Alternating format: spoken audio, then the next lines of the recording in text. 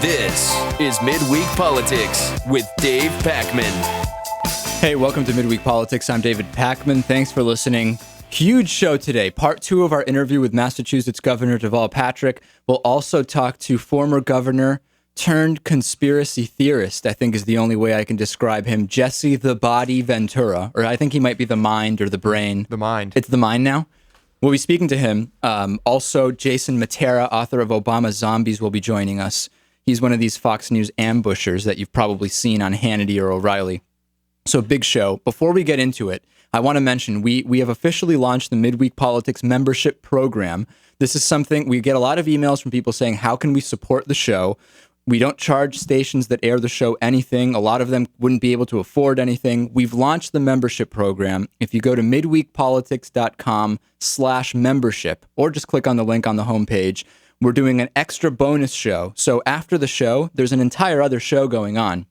We're also doing behind the scenes stuff, extra interviews, archive of our entire 5 years of shows is now available. And I'll be honest, those first couple of years are really pretty rough, especially before Lewis was in here, so that I didn't literally have to do everything. I wish nobody would ever hear those again, but we are making them available to members, and we unofficially launched it a couple days ago. We've got a bunch of members already, so I invite our listeners to sign up. It's really a great program, and it goes a long way to making the show grow and better. If anything, become a member, look at those original shows, and laugh at how awkward Dave is.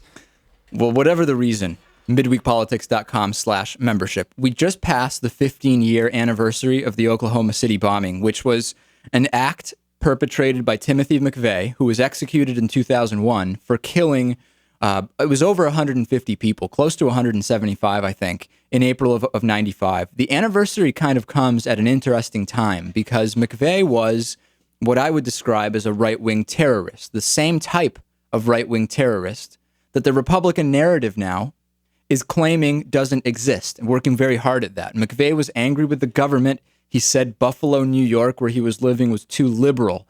He complained about high taxes in letters to newspapers. He said we might need to shed blood to fix the situation. He wanted less restrictions with firearms. He even went to gun shows and distributed these angry pro-gun pamphlets, literature.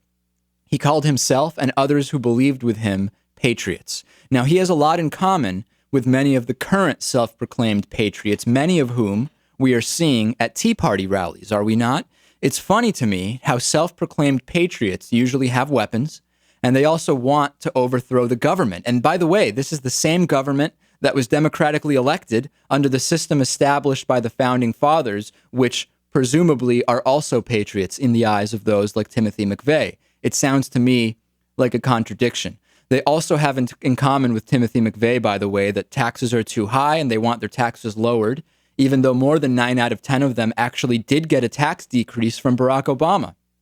But right-wing terrorism doesn't exist, right? And Glenn Beck even recently said when talking about neo-Nazis, clearly right-wing terrorists. Sure, they're kind of right-wing, but they're part of the progressive right.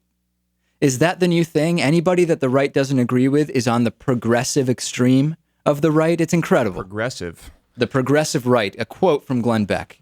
That word can be used a lot of ways, but I don't think this is one of them. It's a perfect example of the nonsense that we're seeing. And here's another example from a Fort Hunt Tea Party protest. Take a listen. Now, as they said, my name is Mike Vanderboe, and I'm a 3%er. George Washington was a 3%er. 3% of the American population of the colonies took the field actively against the king during the Revolution. It's been about a very simple thing. We will have the freedom and the rights that our fathers paid for. And my question is, where has the freedom gone? In what way are these people not free? I just don't know. They pay taxes, so they're not free. I mean, those are one of the things that the Founding Fathers had in there, right? Taxes. Right. I just don't understand why all these people are feeling like they're just not free. They seem plenty free to me, including free to organize these incredible protests. Sarah Palin was in town in Boston talking about taking the government back. Take a listen to what she said. By the way, Republican Senator Scott Brown, recently elected here, staying away from the Sarah Palin appearance like the plague. smart enough not to get associated with it. What we have here is a difference in worldview, a difference of opinion. And I guess that's okay, because that's nothing that a good old-fashioned election can't fix. And we can't wait, because in just 1 year we have seen this fundamental transformation. We have witnessed aggressive, progressive steps towards national insolvency and an Obama doctrine that is alienating our allies. These fundamental changes with healthcare and insurance, the nation's entire financial sector, student loans and the auto industry, even Congress's congressional duties and responsibilities in our republic. These have been radical changes. John Voight said the other day that, no, we have got to be united, folks, to take this back. Because what's next in Washington? Picking and choosing more winners and losers? And Okay. We need to, what exactly does she need to take back, and from who? Take it back since it was democratically chosen according to the framework set up? Well, at least she's talking about taking it back in an election, right? Instead of some type of coup or revolution.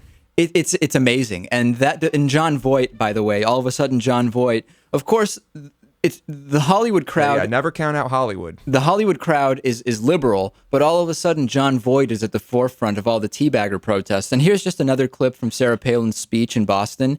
Just listen to the delivery. It doesn't even matter what she's saying, as if you can even understand it. The delivery is just unbelievable. Energy tax on all of us, via their cap and tax scheme coming down the pike. No, to keep borrowing and spending and inventing these big new government programs with enormous price tags that makes no sense. There is no way to pay for any of this. I just can't take any more of it. It's just words. It's barely even sentences. It doesn't flow together. It's one of the strangest deliveries I've ever seen. Midweek Politics is brought to you in part by Jackson & Connor, classically modern men's apparel in Northampton, Massachusetts on the second floor of Thorne's Marketplace, and by DIF Design, specializing in custom business websites at difdesign.com. To find out more about underwriting Midweek Politics, visit midweekpolitics.com.